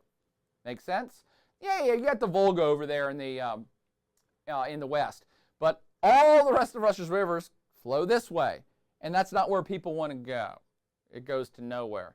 Let me go ahead and get ahead of myself, though, and tell you, that may change maybe in your lifetime. Maybe in your lifetime. Consider this. The rest of us on planet Earth who believe in global warming are not happy about it because we're like, ah, shit, there's going to be more storms and rising sea level and everything's getting hotter. Oh my God, there's an ice cap that's melting up in the Arctic Ocean. It's going to kill wildlife and all this stuff. And everybody's saying this is really bad. Let me tell you who's not saying it's bad. Russia! Because global warming ain't nothing but a boom for Russia. It is awesome for Russia. And I don't want to say global warming is awesome. I'm saying it's awesome for Russia. Why is it awesome for Russia? Just tie in all the things I just said. It's a very tough climate. They may get warmer because of global warming. The river system all flows north and has been useless for centuries. But what happens if the Arctic Sea, the ice cap on the Arctic Ocean melts and it's navigable all the time? Holy shit, you're talking a whole different story now. Now you can use all of Russia's rivers to transport oil and gas and minerals and mines and coal and forest products up through those rivers, out to the Arctic Sea and out to the rest of the world. In fact, if you pull out a globe, think about if the ice were to disappear from the North Pole. Think about all the ports on Russia's north coast that could then become big cities transporting stuff across the top of the globe over to America, over to Europe. That's right. Don't think about the flat map. Go get a globe and look at what happens if all the ice melts. Russia is actually in a fantastic position in the next 100 years if global warming continues to rise global temperatures, melt the ice cap, and raise sea levels. It's going to increase Russian accessibility. That's the future stuff that I like you to be thinking about. Not that, yay, global warming, or that the Ruskies are out there with, we banned, was it CPCs, PCPs, or what is it, the aerosol cans, so we don't do that because that contributes to global warming. The Russians are out there with spray cans, woo, spraying shit everywhere. Yeah, let's get this global warming thing on. I'm not suggesting that. I'm suggesting anytime there's negative repercussions for one part of the planet, look for the positive repercussions somewhere else.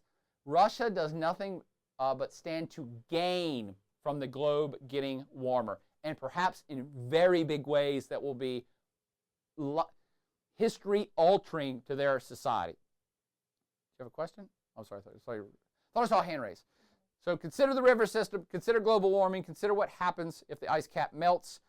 And now that I've told you all these negatives about the Russian physical situation, how about some positives? Because bigness can be good, and it can be quite freaking awesome. So while it might be hard to guard your border of the world's biggest state, and it might be hard to transport goods and services across the most biggest state on the planet, you also, in the biggest state, have a lot of stuff.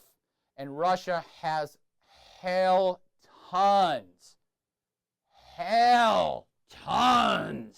of natural resources.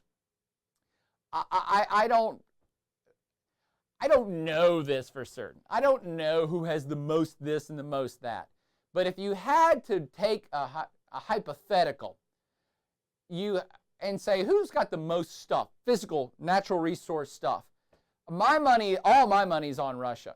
They might not have the most oil on the planet. Maybe Saudi Arabia does. But actually, now we're thinking that maybe Russia does have the most oil. And maybe they don't have the most gold, but then again, maybe they do. And maybe they don't have the most coal. Oh, actually, they might have that too. I mean, they have so much, and so much of it is actually untapped yet that we're not even sure how much shit they got, and they don't either. They are a major, write it down in your brain, major exporter of natural resources. Major exporter of virtually all things natural resource. And oil is the one we think about a lot. But just look at this map of minerals and mining stuff. They've got tin, lead, phosphates, gold, coal, silver, tungsten. I think they're a major exporter of crazy stuff like that. The territory is so freaking big, they've got a little bit, if not a lot of bit, of virtually everything. And that's a big plus for the society. Again, it's so big and some of it's so inaccessible because of the climate that there are places they haven't even tapped into yet. And do jot this down in your brain too. It's just not mines and minerals and stuff. They're one of the largest exporters of wood on planet Earth. Think about this gigantic area, much of which is covered by forest. Forest so big and so dense you can't even walk through the damn things. They export hell tons of just straight up wood. In fact, one of their biggest recipients or importers of their wood is Finland. Well, Finland has a shit ton of forest as well. So does Sweden. So does Norway. But all those countries import Russian wood. Why? Why would you import wood when you yourself have the same climate with the same forest? Because Sweden and Norway and Finland are so rich, they say, why would we cut down our own forest? Oh, we get it cheaper from Russia. Let them cut down all their shit. They've got so much of it, they can sell it for way cheaper than we do, and the Ruskies do. So they export everything natural resource related, but of greatest significance in the 21st century world is petroleum. And you don't often think of Russia as a major oil exporter, but it is, and it has been for a long time. So even back 40 years ago, it exported oil, but people didn't think of it as a major oil exporter because we think of the Middle East countries as having all that stuff. Oh yeah, all the Sauds and the Kuwaitis and the whole Persian Gulf basin and Iran and Iraq, they've got all the oil. Oh, and there's other countries like Nigeria, they got oil. Oh, and Venezuela, and Indonesia's got some oil. Russia's not one that usually pops up in people's heads, but increasingly, geologists and scientists are scoping it out and saying, you know, they actually might have more oil than everybody put together. I won't say it's speculative. They're proven resources. That is, the amount of oil they know they have in the ground through surveys grows every year. It just gets bigger every year. And I think I maybe tipped you off earlier in the semester that Brazil, it's one thing to know about Brazil. Brazil suddenly is coming up as one of the major world holders of oil because of their offshore holding. The oil that the Russians have is all on their land so far, and their land is so big and not all, again, kind of mapped out for oil reserves. They're not even sure how much they got, and it might be the biggest reserve on the planet. And then hold on to your hat here. They haven't even started hitting the Arctic yet. Oh, now Boyer's back to the global warming thing, and I'm back to it because that ice cap on top of the Arctic Sea is melting, and it is going away. And it will disappear in your lifetime, and it will increase trade in port cities in northern Russia, and it's also going to increase their oil reserves because everybody's in a scramble right now because we think that the Arctic Sea may have held tons of oil and natural gas underneath it as well. Booyah! Good time to be producing stuff in Russia. They've been getting top dollar for all this stuff for over a decade as well. About the time Vladimir Putin took office is about the time that the price of oil was the highest ever in human history. And the Ruskies were just cranking it and exporting it, pulling it up and exporting it and exporting and exporting. They're rich, all right? Well, relatively rich. Add this in, please. Everything I just said about oil, add in a slash in your notes and put natural gas. They also are one of the world's largest exporters of natural gas at this point as well. Perhaps they control 20, 30, or 40 freaking % of the world's natural gas. We don't know that either because they have such big reserves, many of which are yet untapped. Whoo!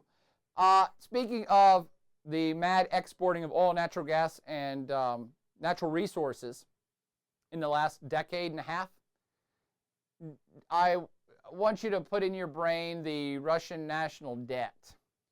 Now, I could be off by several $1 million either way, but we are in a panic right now in our country because our debt is so high.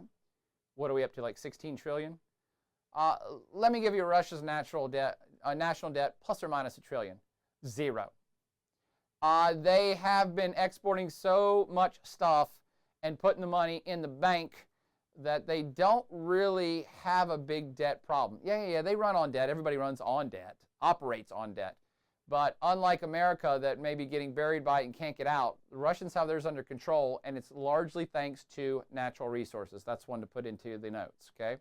Natural resources have been the main kind of money maker for them for over a decade, and it's got them sitting kind of pretty right now in the 21st century. Oil prices have gone down a bit, so they can't just relax and just export natural resources all the time. They have to diversify their economy. But oil and natural gas and everything else is one of the reasons that brought them back into power in the last decade. Put that in the brain. And they're going to have a lot more of it in the future. As scientists and miners and geologists and explorers figure out how better to get more oil out of the ground, and they get better at it every year, and they get better at finding it, and they get better at processing it. Russia's oil and gas reserves will continue to increase. That is, they're pumping it up as fast as they can, but every year goes by, they have a little bit more than they did the year before because of proven reserves. Now, the other reason that has been the case for Russia, that they've been able to use natural resources to kind of stay debt free and puts the money in the bank and get their back on their feet is because there ain't that many of them.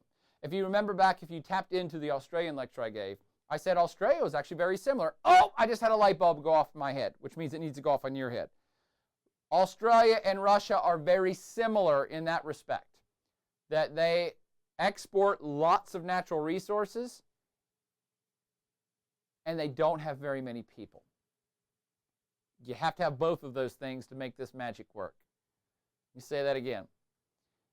Usually, we don't consider countries rich and fully developed and having high levels of GDP per capita unless they're industrialized, unless they make lots of cool products, like cars or cell phones or refrigerators.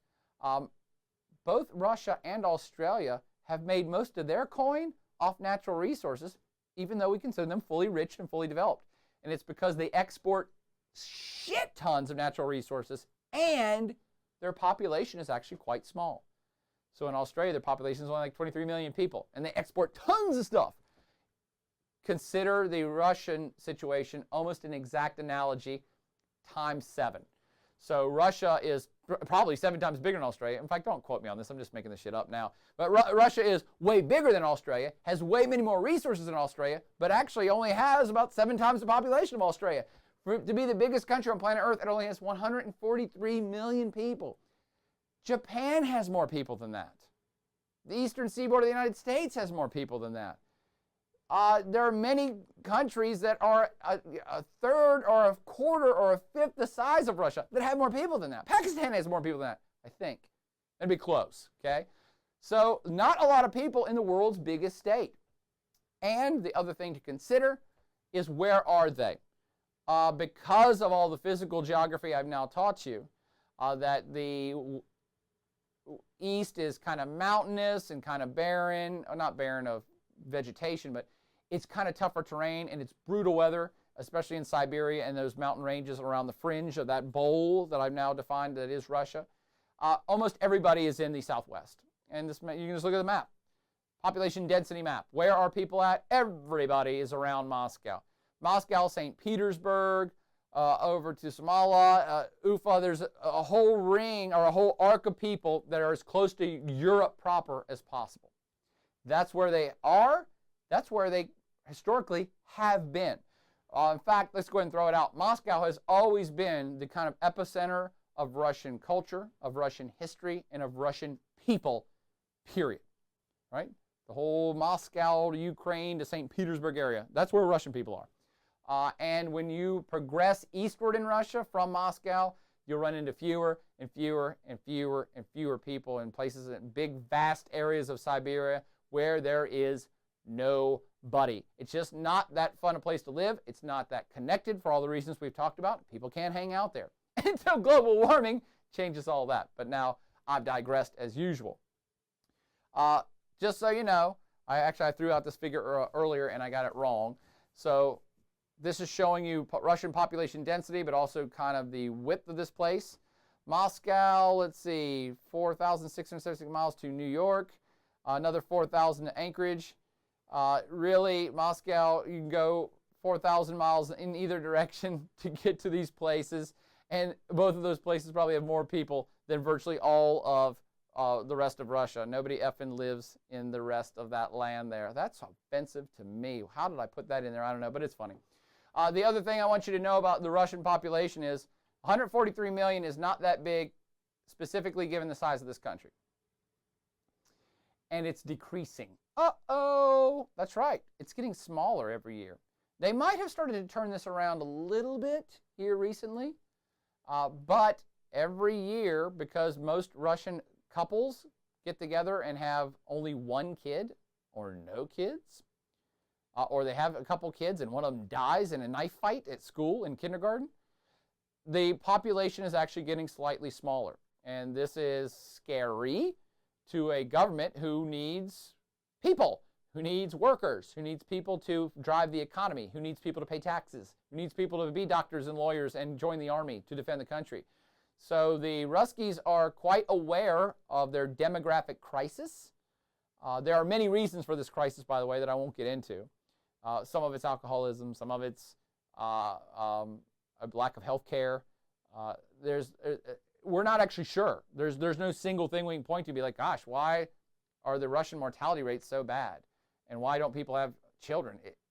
It's been a struggling economy and a struggling climate and a struggling place that simply has not had that many people. And right this second, their healthcare situation is pretty scary in terms of the average lifespan for a Russian male, I believe, is still like 60. It's some bizarrely low number, maybe 62. That's the average lifespan. Maybe it's in the 50s, I think. That's what we would consider like an impoverished country would have people dying at age 55 or 60. This is Russia. They used to be world superpower. How can that be? And again, there's no direct answer, but there's lots of different things going into the fray that make this place extremely challenged in terms of mortality rates. Alcoholism is a serious issue. Access to health care, serious issue. Infant mortality is a serious issue. And you're like, those are all issues that poor countries have. But Russia has them, and they are doing everything in their power to encourage people to have more kids and fix their healthcare system and all these other things. The bottom line is that Putin and all of his crew were like, hey, dudes, go have more babies. Come on now. We need to sustain our economy and sustain everything else. So get busy out there, you Ruskies. And if it'll help, maybe we'll pass out pictures of Vladimir Putin you can hang above your bedroom above your bed in your bedroom because, you know, if you're going to set the mood, that'll do it. Right there. You're set. There's going to be some conception going on if Vladimir Putin's in the room. That's all I'm saying. I actually think they started a kids camp. And somebody please go Google this because I know I'm going to get it wrong, but it's so funny I should mention it. They started kind of this youth camp. I guess it would be kind of like Boy Scouts or Girl Scouts here in our country. But it was like Go Russia camp with teenagers where they were, I think, essentially encouraging the teenagers to hook up. Study the great words of Vladimir Putin and then go get into a pup tent and hook up. And they're using it as a socialization mechanism to get young kids to hook up. I'm saying like young kids like 5. I'm talking like teenagers. And that's a concept we're like, what? That sounds so bizarre. You're encouraging kids to go have sex. Again, somebody go look up Russian youth party sex camp. I don't know what the keywords will be. But send me the link or send me a story when you find one because I remember seeing these years ago. And it sounds bizarre to us, but you know, if your population is decreasing, you're going to do anything in your power to turn that around, including socialization programs to get people happy and having sex. And let's do this and dream of Putin when you do it and it'll all be great. Anyway, demographically, not a lot of peeps. Mostly concentrated in the Southwest, as close to Europe proper as possible. That's where most of the economic action is, where most of the industry is, where most of the people are. And again, historically and classically, that's where they've been. I also do want to point out that there are people in Russia that ain't Russian. Another misconception of this place is, oh, well, you know, there's the classic Russian. And what do we think of when we think of a Russian person? Maybe you can add these shout-outs in the chat room. Typically, we think of, like, you know, white, maybe even blonde hair, blue-eyed. I always think of the dude from Rocky IV. This kind of classic stoic, pale Russian figure of big stature with blonde or light brown hair. Why is that? The answer is because they're actually all of Scandinavian Viking stock. It was a lineage back in the 10th, 11th, and 12th century. It was Vikings going up the rivers in interior Europe/Eurasia that settled in around Moscow and set up shop, and eventually over the centuries they became their own little ethnic identity of Rus. And that is the core of Russian history that we're going to talk about, and Russian culture and the Russian place that we call this country. But there are other people in the country that ain't Russian. And this is a map showing you the darker the color, the higher percentage of non-Russian people. As I've suggested, Russians are mostly concentrated in the Southwest. But then they took over this gigantic-ass piece of real estate across Asia and incorporated smaller tribes of people that are distinctly not big white Scandinavian-looking Viking dudes, including Inuit-type people, indigenous-type people, Asian indigenous-type people, Asians themselves, Mongolians, Kazakhs. So there's a significant portion of the population of this country that ain't Russian. This becomes particularly noteworthy in the Caucasus Mountain region, where there are groups of people that are Georgian or Chechen or Dagestanian, and they are not Russian people.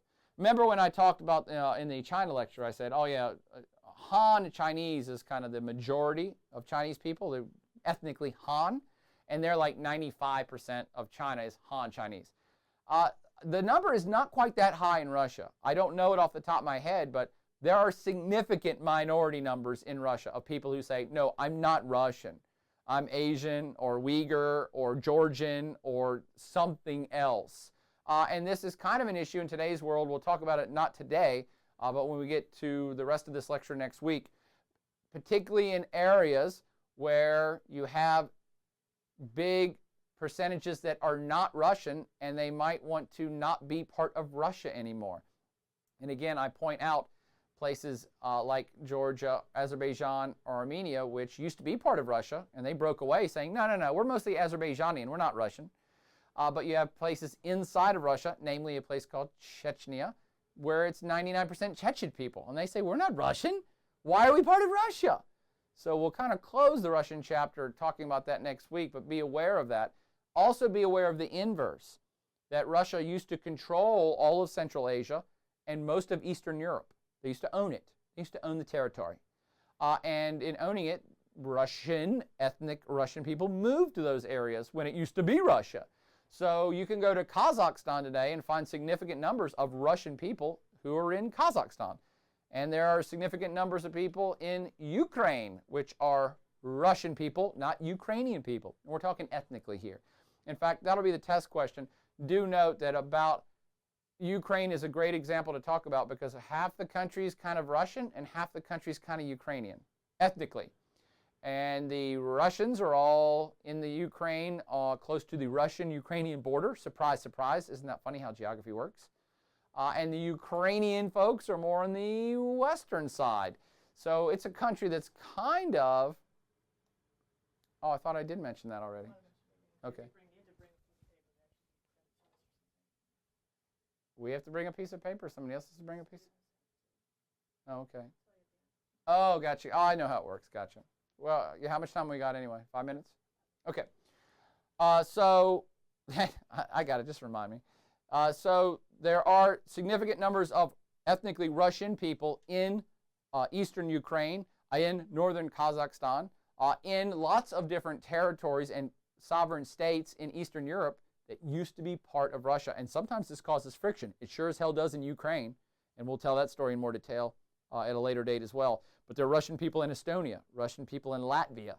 And sometimes the locals don't like those Russian people because Russia used to be in charge. And so now they don't like them because they're like, no, we're Latvian. Get the hell out, you Russians. And I've actually been in Estonia and seen it firsthand. It almost is... it's almost like racism. I don't know how you call it, ethnism. I don't know. But once Estonia got free and became a sovereign state, they so detested the era of Soviet Russian rule that a lot of Estonians really do not like Russians. And you'll find people like that in Ukraine, don't like Russians. And sometimes the inverse holds true, that Russians can be a very closed society and say, we don't like foreigners here. In fact, there is a thread of racism that runs through Russian society, and all cultures have it, but it's pretty strong in Russia. There's kind of a skinhead movement there, a lot of attacks against foreigners. I know just a few years ago that an African dormitory at a university was burned to the ground with all the African students in it. And so stuff like that does happen. This is a harsh society. It's a tough society. It's a society at odds with itself sometimes. And it does have this now history of that it used to control all these surrounding states, and then it lost those territories. But some of its citizens are still there, and it still has kind of influence in some of these areas. But sometimes that influence is abhorred and hated by the Estonians or the Ukrainians or the Kazakhs. So be aware of this. It's not all nice and tidy that, oh, Russia is where all the Russian people are. No, no, no, no. That's never true anywhere, and it's certainly not true in Russia. Speaking of which, we only have like 2 minutes left, so let me just show you, reinforce how Russia evolved, where Russia evolved. As already outlined, Russia kind of started the core of it by these Scandinavian Vikings who went up the river and then established a little camp and then a settlement, which turned into a town and into a city, into an area, the Rus, around this now important world city called Moscow. And that's where it's always been the core of this group and their history. But it hasn't really been that long of a history. We sometimes think of Russia as, oh, it's been around forever. Yeah, it's been around. It's like Greece or Rome or these other entities that have been around forever. Not really. I mean, it's kind of an old state, but even the formation of the state, you didn't even have people identifying themselves as Russian until about 700 years ago. Again, that's a long time, I guess, in your lifetime, but not by historical standards. But here's Russia in 1300. It's really just a core of people around what's going to become modern-day Moscow. But look what happens over the course of the next couple hundred years. They actually, at this point, prior to 1460, were a subsidiary state and controlled by the Mongols. I know I'm jumping ahead in world history, and the Mongols are these guys under Genghis Khan who swept across the Eurasian continent, kicking the shit out of everybody, and that was in the 1200s. But then after they consolidated their empire, which included Russia at the time, they settled in for a period of rule. And they broke it up into different regions for kind of local governors to rule. And there was a local governor rule over this Rus area, where the core Russian people are. And the Russians hated the Mongol rule. The Golden Horde is the name if you want to go Google it. And so it was in 1462 that this Russian guy named Ivan the Great decided to throw off the yoke of the Mongols, to challenge them, and to start kicking Mongol ass. And they did, because the Mongols were on their way out at that particular time. And this is when we really say, now we have the semblance of this group of people who are now ruling themselves. This is kind of the birth of the Russian state, 1462. And I'm out of time, so I'll just watch the Russian state grow very quickly. After they established their state, their own political sovereignty, essentially, by force, back in the day, they move and start absorbing territory to the north, because there's really nobody up there, and in challenging European tribes over there, the Poles and the Finns and other folks, for territorial dominance. Then they move south over to the Caucasus Mountain regions and tidy up all that and grab that chunk of change by 1600. But watch what happens now. From 1600, you have eras of really great rulers like Peter the Great and Catherine the Great. And in 200 years, they actually sweep across Eurasia, just grabbing huge tracts of land, virtually with not a whole lot of resistance, because, again, a lot of these places aren't heavily populated. That's not to say there weren't people there and they didn't fight. They did. But by this time, the Russian culture, the Russian political machine, the Russian military is in a growth period. And when empires get their act together and in a growth period, they're really hard to stop. And I will stop here because we're out of time, but I don't want to stop the thought process. Think about this. Look what I just showed you. Russia consolidated this small area in its southwest and threw off the yoke of a stronger power, and then over the course of 200 years, swept across and took over a whole continent. Feels like a test question. Can you name any other country that has a similar story? Consolidated a small area on one side, threw off the yoke of a bigger power, and expanded across the continent. If you got the answer to this test question is, hey, that sounds like America, you'd be right. And look at the time frame, actually. 1600 to 1800, when they got their act together, grew and took over the whole continent. Is the same time the United States was doing it, but in the opposite direction. Feels like our final test question of the night. As the United States grew from the East Coast and took over the continent to the west, the Russians, virtually at the same time, had consolidated their hold in the west and were moving towards the east, taking over their continent. And it really was like kind of the frontiersmanship and kind of the cowboy culture and backwoodsman culture that we associate with the taking over the American West. The same shit was going on in Russia, except they were taking over their frontier east. So you have two societies at the same time frame taking over territories that are meeting each other. America from the East Coast, Russia from the West going east, that meet each other basically in Alaska. Isn't that shit historically cool? But we're out of time, so we'll pick up there and start with a wrap up of this and then a 20th century historical overview of the important stuff that changed Russia, mostly in the last 100 years. And I was supposed to make an announcement that the Frosty Plaid Parrot fundraiser is tomorrow from 6 to 9, and you have to grab a piece of paper from somebody who will... Okay. Yeah. We'll have somebody there handing it out to you. So Frosty Parrot, I'll show up there at some point tomorrow night too to glad hand with some of you, and hopefully you learned a little bit about Russia, probably a little bit more about Korea at this point, and we'll wrap up the Russian lecture next week. We'll also have a special guest appearance by Invisible Children folks and a bit of a rally on that next Wednesday in Burris at 7 p.m. Hope you enjoyed this. Sorry we didn't get more questions fired into the chat room, but that's okay. That's what we're here for. We're here to deliver this content any way you want it. So maybe we'll see some of you tomorrow night. Otherwise, or at the movie at 9:30. It is violent. If you don't like violence, don't go to see this one. Otherwise, we'll see you next week, and have a great night.